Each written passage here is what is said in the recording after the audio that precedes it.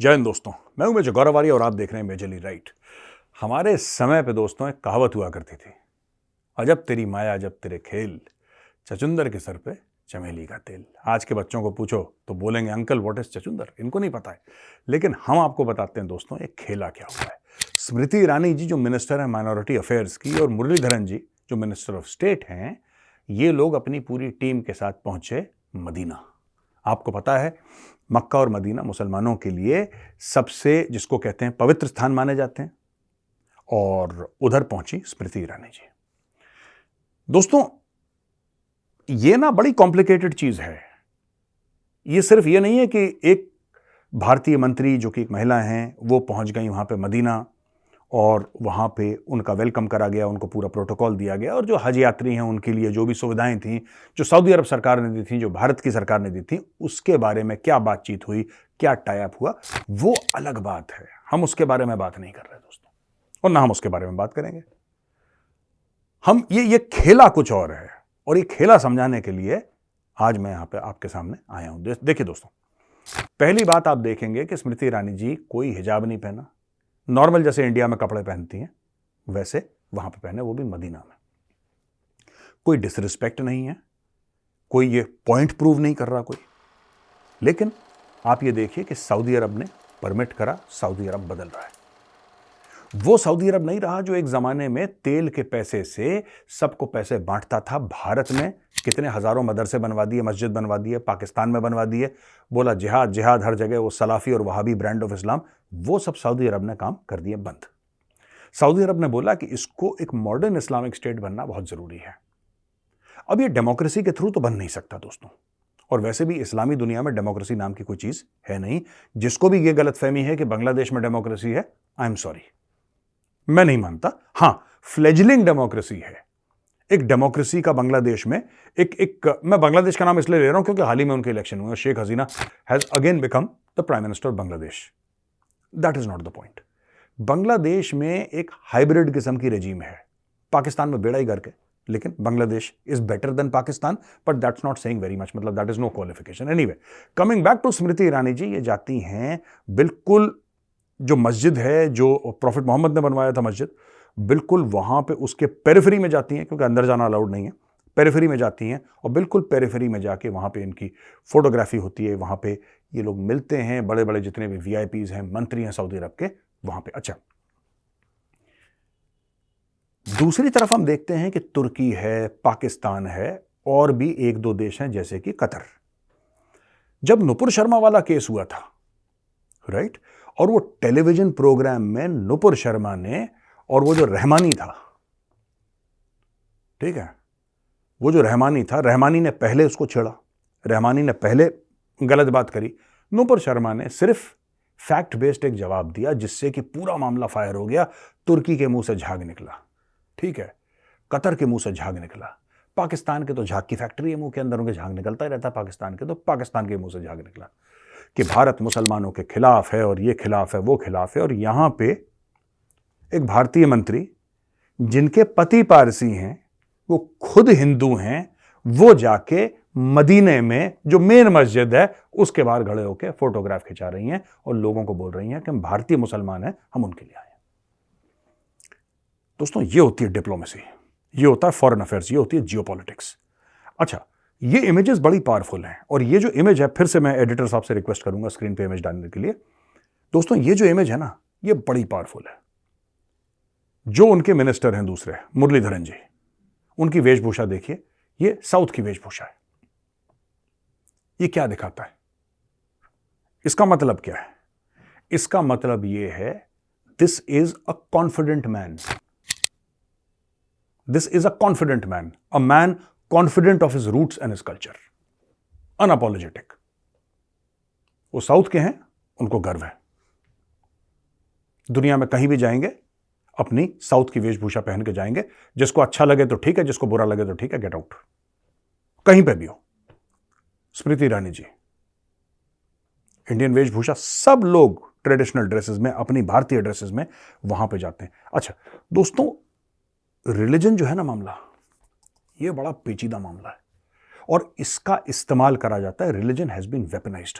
Specially in the Muslim world, religion को बहुत weaponise करा है, यानी कि हथियार की तरह मजहब को इस्तेमाल करा है।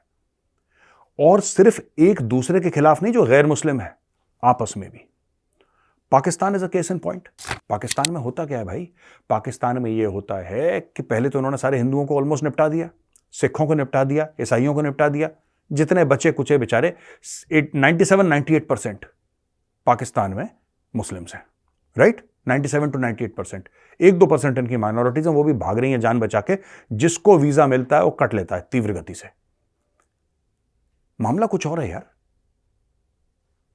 एक मुल्क जहां पे 97-98% मुसलमान हैं, वहां पे इस्लाम खतरे में कैसे हो सकता है?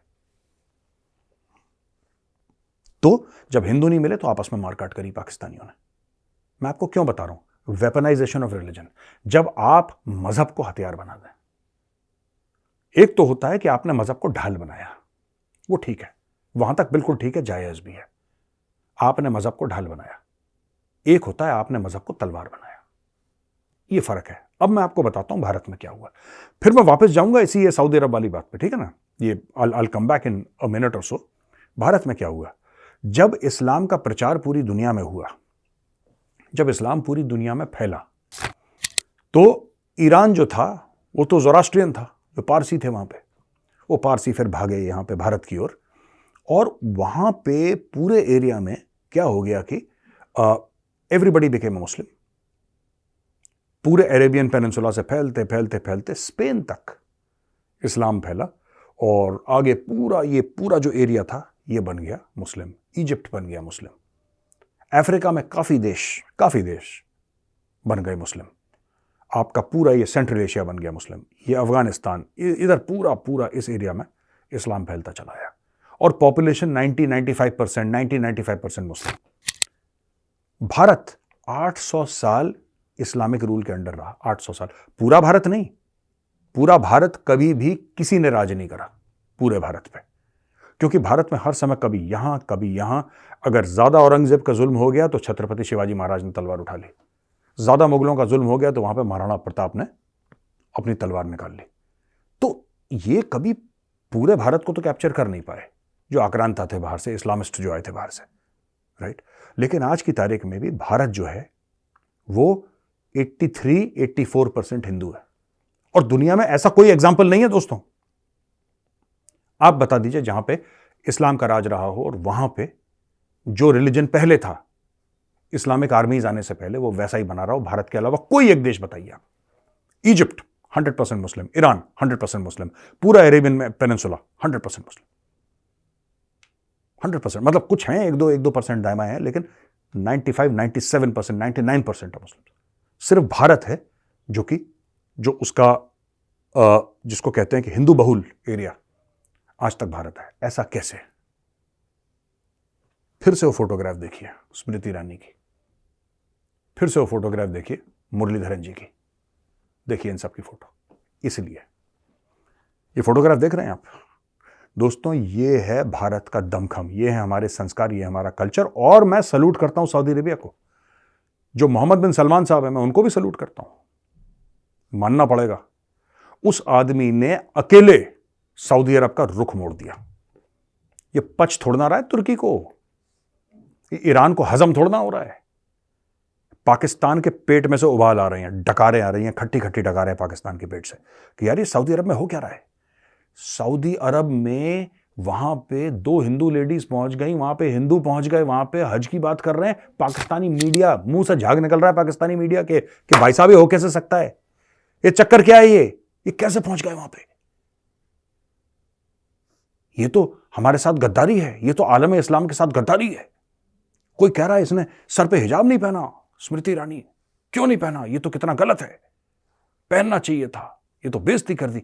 ये सब बातें कर रहे हैं। देखिए दोस्तों, ये जो फोटो है ना, ये जो फोटो है, इसके अंदर भारत की फॉरेन पॉलिसी है, इसके अंदर भारत का दमखम है।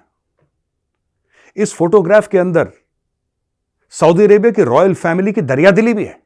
आपको वो भी रिस्पेक्ट करनी पड़ेगी, वो भी अप्रिशिएट करनी पड़ेगी, क्योंकि उनकी परमिशन के बगैर ये नहीं हो सकता था। और ये बताता है किस तरीके से भारत इस्लामिक दुनिया में काउंटर बैलेंस करता है। वो दिन चले गए दोस्तों, जब ऑर्गेनाइजेशन ऑफ इस्लामिक कोऑपरेशन में बैठ के भारत के खिलाफ, खासतौर से कश्मीर को लेकर बयानबाजी होती थी। वो सब प्रोग्राम बंद हो गया परमानेंटली। मैं सलूट करता हूं जो भारत के पॉलिटिशियंस वहां पे गए, आपको भी सलूट, और प्रिंस मोहम्मद बिन सलमान, आपको भी सलूट।